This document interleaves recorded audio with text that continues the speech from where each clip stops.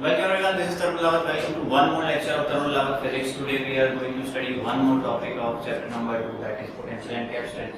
And our today's topic is combination of capacitors with dielectrics. Combination of capacitors पे already 2 lecture में बना चुका हूँ, लेकिन उसमें एक भी लेक्चर में हमने ये नहीं पढ़ा था कि जो कैपेसिटर्स का कॉम्बिनेशन होगा उनके अंदर डाइलेक्ट्रिक्स भी इन्वॉल्व हो। ठीक है, तो आज हम थोड़ी सी बात करेंगे उन कॉम्बिनेशन ऑफ कैपेसिटर्स की जिसमें डाइलेक्ट्रिक्स भी इन्वॉल्व हो। ठीक है, अच्छा, तो डाइलेक्ट्रिक बेसिकली क्या होता है? इंसुलेटर जिसको हम कहाँ डाल देते थे? कैपेसिटर की प्लेट्स के बीच में इंसर्ट कर देते थे। उससे हमें क्या फायदा होता था? अगर आपने देखा हो कि पैरेलल प्लेट कैपेसिटर का जब हमने डेरिवेशन किया था तो हमारे पास फॉर्मूला आया था epsilon not a over D, और उसके बाद जब हमने इसके अंदर एक के डाइलेक्ट्रिक कांस्टेंट का डाइलेक्ट्रिक इंसर्ट कर दिया था तो फॉर्मूला हो गया था epsilon not a over D के। यानी कि जितने ज्यादा डाइलेक्ट्रिक स्ट्रेंथ का हम डाइलेक्ट्रिक इसके अंदर डालते हैं उतना ही ज्यादा इसका कैपेसिटेंस क्या हो जाता है? इंक्रीज हो जाता है। यानी basically dielectrics are used to increase the capacitance of the capacitor. तो उसका कैपेसिटेंस इंक्रीज करने के लिए हम उसके अंदर क्या करते हैं? डाइलेक्ट्रिक को इंसर्ट करते हैं, राइट। इससे पहले हम एक क्वेश्चन को समझें, उससे पहले एक छोटा सा कांसेप्ट हमको समझ लेना है।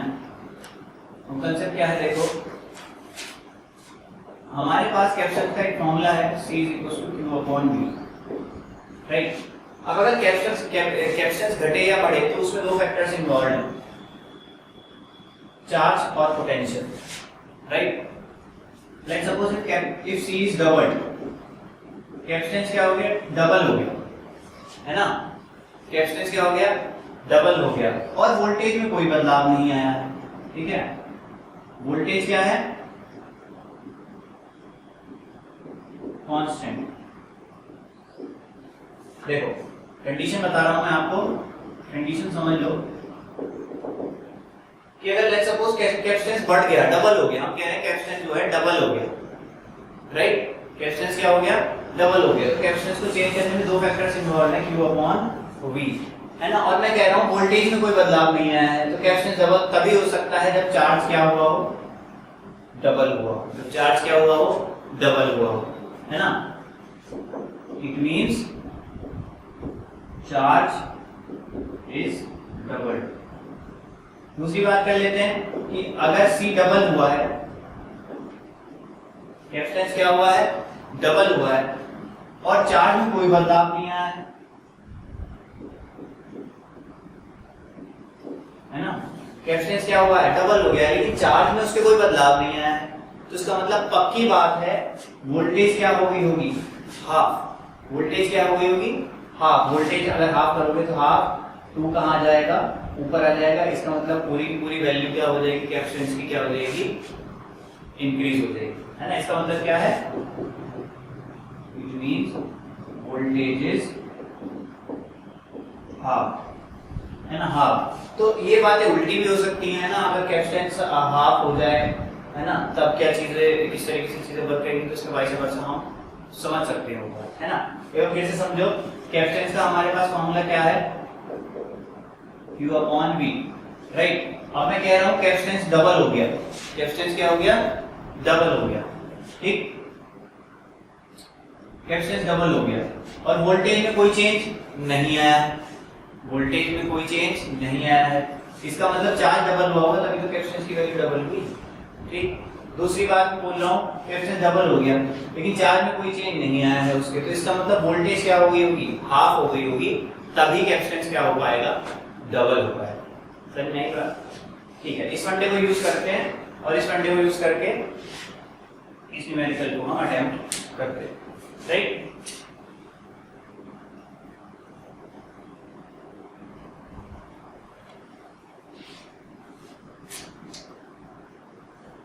देखो, हमको बोला गया है 2 capacitors of 1 microfarad capacitance are connected to 6 volt battery initially. Switch S is closed. Initially switch S is closed. After some time S is left open and dielectric slab of equal to C are inserted to fill the plates of the capacitor. How will charge and potential difference of the capacitor be affected after the slabs are inserted? ठीक है, इसका मैंने diagram नहीं बनाया है, question का diagram बना देता हूँ आपको, डायग्राम भी बना देता हूँ। इसका डायग्राम बना लेते हैं। डायग्राम है कुछ इस तरीके से,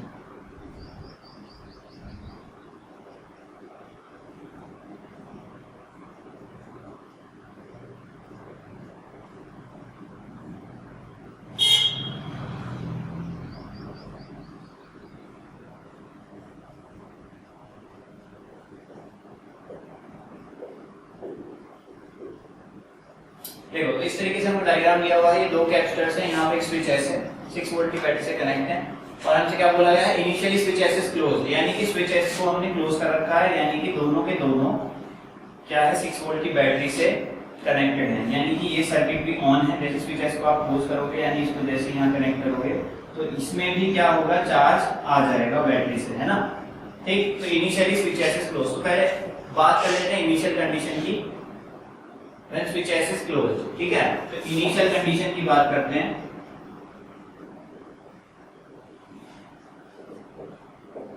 एस इज क्लोज, ठीक, एस क्लोज है। अब देखो एस अगर क्लोज है तो ये दोनों किस में है, पैरेलल में है, और किससे कनेक्टेड है, 6 वोल्ट की बैटरी से कनेक्टेड है। पैरेलल में वोल्टेज सेम होती है तो इसको भी 6 वोल्ट की बैटरी मिलेगी और इसको भी 6 वोल्ट का पोटेंशियल डिफरेंस मिलेगा। ठीक है, तो ये हो गया आपका कैपेसिटर C1 और ये हो गया C2। ठीक, तो potential across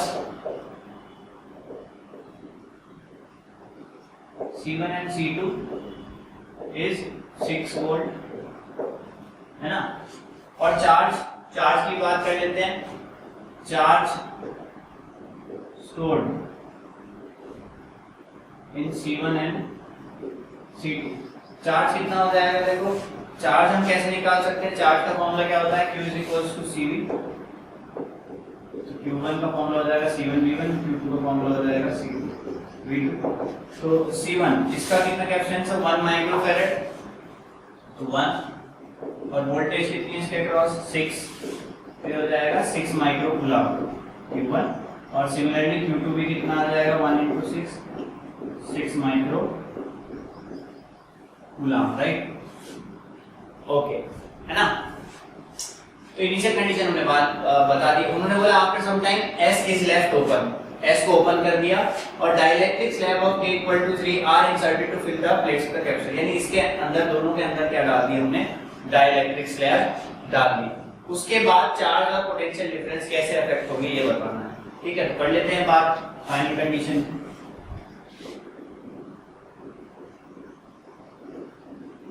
final condition S is open, S को क्या कर दिया गया है, ओपन कर दिया गया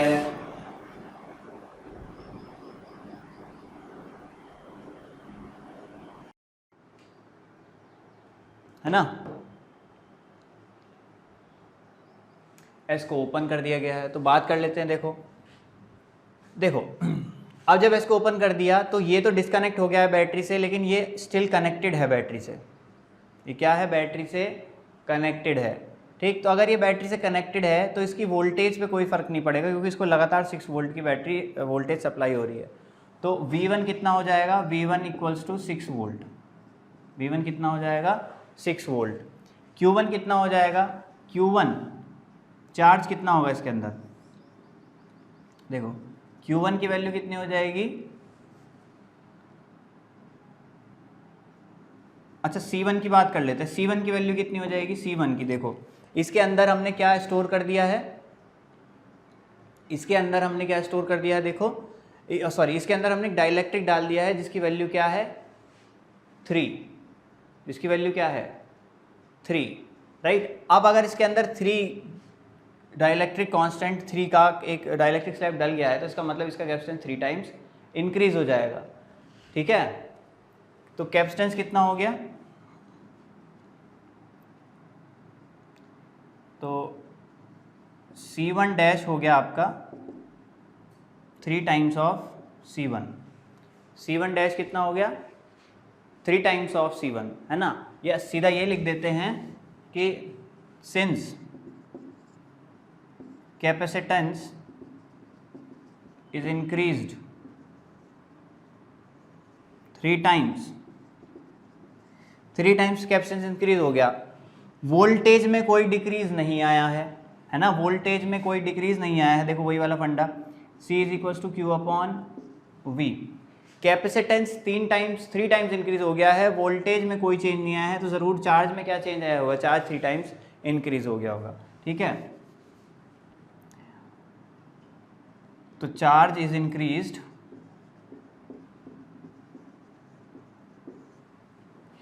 3 टाइम्स, यानी कि Q1 डैश कितना हो जाएगा 3 इंटू Q1, यानी कि पहले कितना चार्ज था 3 इंटू 6 माइक्रो कूलाम, यानी कि 18 माइक्रो कूलाम। नया चार्ज कितना होगा 18 माइक्रो कूलाम इस कैपेसिटर में। दूसरे कैपेसिटर की बात कर लेते हैं। देखो दूसरे कैपेसिटर की बात कर लेते हैं। अब दूसरा कैपेसिटर क्या है, बैटरी से डिस्कनेक्ट हो गया है। जैसी बैटरी से डिस्कनेक्ट हो गया है तो उसकी वोल्टेज का अब हमको पता नहीं, कंफर्म नहीं है कि 6 वोल्ट रहेगी या नहीं, लेकिन एक चीज़ कंफर्म है, इसके अंदर जो चार्ज स्टोर है वो चेंज नहीं होने वाला, क्योंकि बैटरी से कनेक्टेड नहीं है तो इसके अंदर और कोई फर्दर चार्ज आएगा नहीं कहीं से, तो इसका चार्ज क्या है अब कांस्टेंट है। ठीक है, तो इसकी बात कर लेते हैं कि चार्ज जो होगा Q1 डैश वो कांस्टेंट है, यानी पहले जितना था वही है। ठीक है, अब since capacitance is increase 3 times, क्योंकि इसके अंदर हमने डाइलेक्ट्रिक डाला है,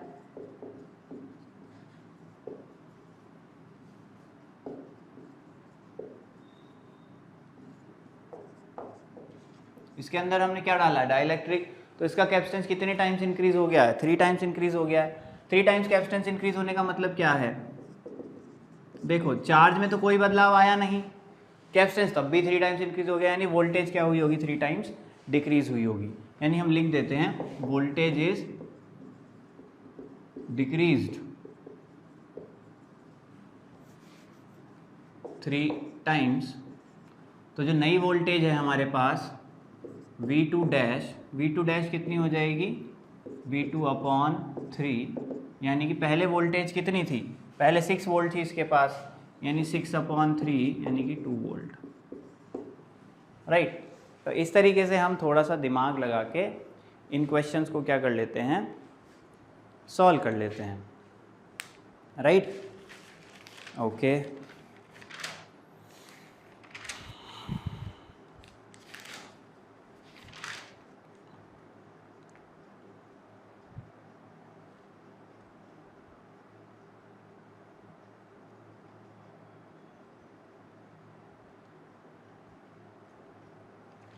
चलिए एक क्वेश्चन और कर लेते हैं।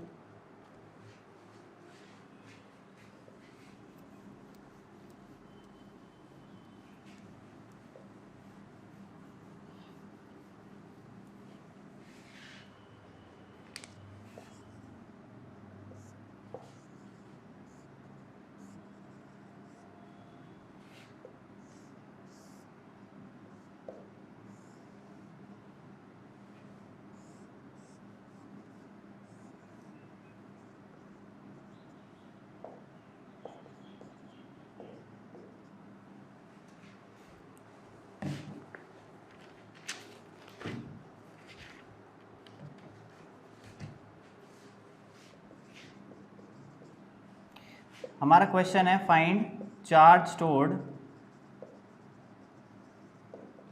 इन द कैपेसिटर। ठीक, find charge stored in the capacitor. तो देखो ये एक सर्किट दिया हुआ है हमको, एक सर्किट गिवन है,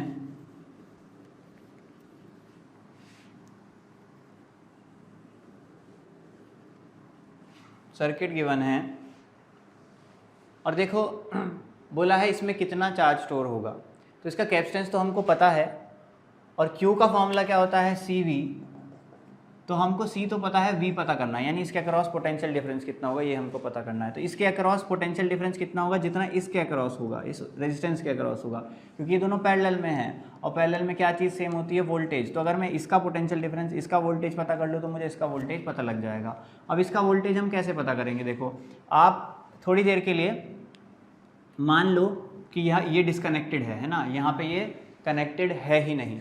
अब हमारे पास ये सर्किट बचा, खाली ये सर्किट बचा, ठीक है। अब ये जो चीज़ें हैं आप क्लास 10 में पढ़ चुके हैं, रेजिस्टेंस वगैरह, ठीक। तो हम सबसे पहले क्या पता करेंगे कि इस सर्किट में कितना करंट फ्लो हो रहा होगा, ठीक। तो इस सर्किट में कितना करंट फ्लो हो रहा होगा, इस सर्किट का टोटल रेजिस्टेंस कितना है, क्योंकि सीरीज़ में लगे हुए हैं तो टोटल रेजिस्टेंस कितना हो जाएगा 10 + 20 कितना हो गया 30 ओम, ठीक। वोल्टेज कितनी है 2 वोल्ट है, तो I कितना हो जाएगा, ओम्स लॉ होता है V = है ना, V/I = R, ओम्स लॉ आप जानते हैं। तो यहाँ से I की वैल्यू कितनी हो जाएगी, I = V/R, यानी कि 2/30 1/15 एम्पियर, यानी इतना करंट यहाँ फ्लो हो रहा है।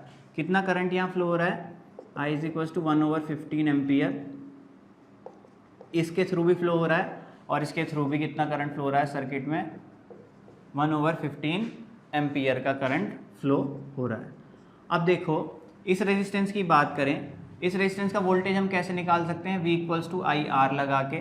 I कितना है इसके अक्रॉस? 1/15 और रेजिस्टेंस कितना है इसके अक्रॉस? 10, तो ये हो जाएगा 2/3 वोल्ट। इसके अक्रॉस कितना पोटेंशियल डिफरेंस है? V equal to I R करके हमने निकाल लिया 2/3 वोल्ट। जो पोटेंशियल डिफरेंस इसके अक्रॉस होगा वही इसके अक्रॉस भी होगा। अगर ये इससे कनेक्ट कर देंगे तो जो पोटेंशियल डिफरेंस इसके अक्रॉस होगा वही पोटेंशियल डिफरेंस इसके अक्रॉस होगा। ठीक है, तो यानी कि charge store Q is equals to CV कितना हो जाएगा? C की वैल्यू कितनी है? 6 माइक्रोफेरेड और वोल्टेज कितना है आपका? 2/3, तो ये हो गया 4 micro coulomb. This is the amount of charge stored within the capacitor, right? चलिए एक क्वेश्चन और कर लेते हैं।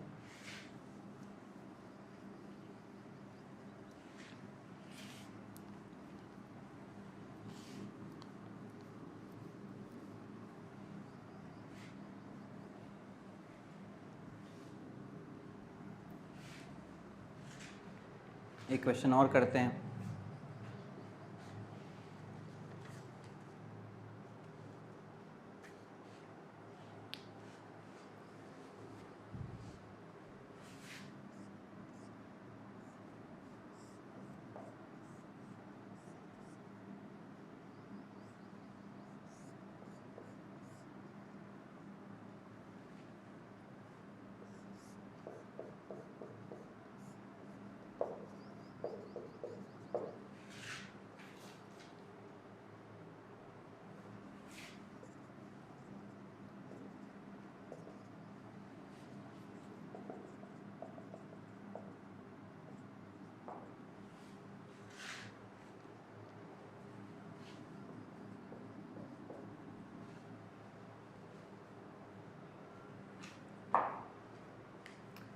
आपसे पूछा है फाइंड चार्ज स्टोर्ड इन C4।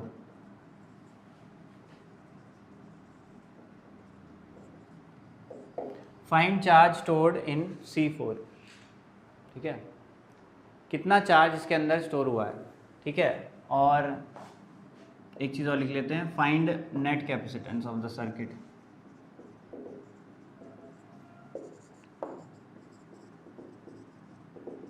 देखो नेट कैपेसिटेंस निकालना कोई बड़ी बात नहीं है आप लोगों के लिए। नेट कैपेसिटेंस कैसे निकालेंगे? हमको साफ साफ दिख रहा है ये तीनों सीरीज़ में है।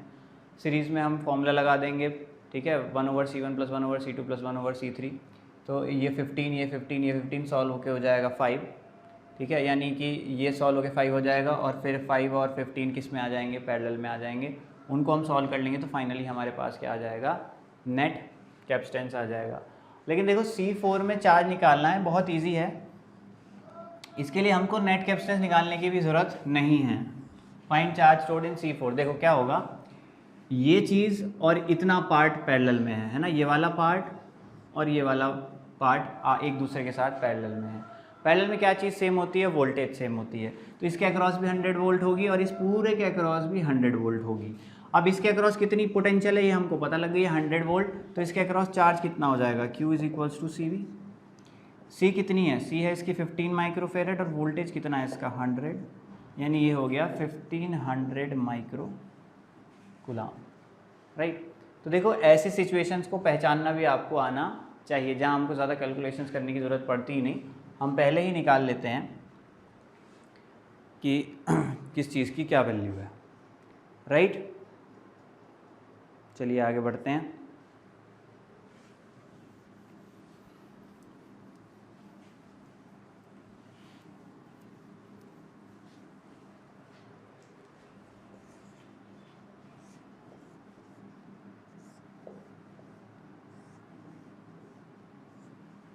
देखो हम सब जानते हैं कि ये क्या है? सीरीज कॉम्बिनेशन, और पैरेलल कॉम्बिनेशन को भी हम बहुत अच्छे से पहचानते हैं, राइट। बट ये क्या है, ये भी हमको पहचानना आना चाहिए, ये कैसा कॉम्बिनेशन है, ठीक है, ये कैसा कॉम्बिनेशन है, ठीक। तो ये जो कॉम्बिनेशन है इसको बोलते हैं हम पैरेलल। देखो पैरेलल आपने अभी जो भी आपने पढ़ा था, पैरेलल को हम किस तरीके से जानते हैं, कुछ इस तरीके का कॉम्बिनेशन होता है पैरेलल कॉम्बिनेशन, है ना। इस तरीके के शेप में हमको जो कॉम्बिनेशन दिखाई देता है हम उसको बोलते हैं पैरेलल कॉम्बिनेशन, लेकिन ये इस तरीके के शेप में नहीं है, स्टिल ये क्या है, पैरेलल कॉम्बिनेशन है, ठीक है। Let's suppose this is 3 and this is also 3 microfarad, और हमसे पूछा गया है फाइंड CE यानी कि नेटवर्क का इक्विवेलेंट कैपेसिटेंस हमको बताओ। तो ये तीनों क्या है, पैरेलल में है। कैसे पहचान पड़ती है पैरेलल में है, देखो पैरेलल में एक पहचान मैंने आपको बताई थी कि इंडिपेंडेंटली क्या होता है, सारे कैपेसिटर्स इंडिपेंडेंटली दोनों टर्मिनल से कनेक्टेड होते हैं। जैसे यहाँ पे देखो इसकी एक प्लेट डायरेक्टली ए से कनेक्टेड है, इसकी एक प्लेट डायरेक्टली बी से कनेक्टेड है, इसकी एक प्लेट डायरेक्टली ए से कनेक्टेड है, इसकी एक प्लेट डायरेक्टली बी से कनेक्टेड है, इसकी एक प्लेट डायरेक्टली ए से कनेक्टेड है और इसकी एक प्लेट डायरेक्टली बी से कनेक्टेड है। सिमिलरली यहाँ भी इस वाली प्लेट को देखें अगर हम, ये ए से कनेक्टेड है और ये डायरेक्टली किससे कनेक्टेड है, बी से। इस कैपेसिटर को देखें, इसकी एक प्लेट डायरेक्टली ए से कनेक्टेड है और एक प्लेट डायरेक्टली किससे कनेक्टेड है, बी से। इस कैपेसिटर को देखें, इसकी एक प्लेट बी से कनेक्टेड है और एक प्लेट डायरेक्टली ए से कनेक्टेड है, इसलिए ये पैरेलल कॉम्बिनेशन है। ये सीरीज़ क्यों नहीं है, क्योंकि सीरीज़ में एक पाथ होता है, बीच में कोई भी कनेक्शन नहीं आता, राइट। अब जैसे अगर आप यहाँ से चले इस कैपेसिटर से इस कैपेसिटर तक जा रहे हैं आप, तो इन दोनों को आप सीरीज़ में नहीं मान सकते क्योंकि बीच में कनेक्शन आ गया। सिमिलरली इन दोनों को भी आप सीरीज़ में नहीं मान सकते क्योंकि बीच में कनेक्शन आ रहा है। तो सीरीज़ में क्या होता है, पूरा एक पाथ होता है, बीच में कोई कनेक्शन नहीं होता, इसलिए एक ऐसा कॉम्बिनेशन है पैरेलल। और अगर C की बात कर ले, C पैरेलल में क्या होता है, C1 + C2 + C3, पैरेलल में एडिशन वाला फॉर्मूला लगता है, यानी कि 3 + 3 + 3, क्या आंसर आ गया, 9 microfarad is the answer, right. तो चलिए आज के लेक्चर में हम इतना ही पढ़ेंगे, बाकी बात करेंगे नेक्स्ट लेक्चर में।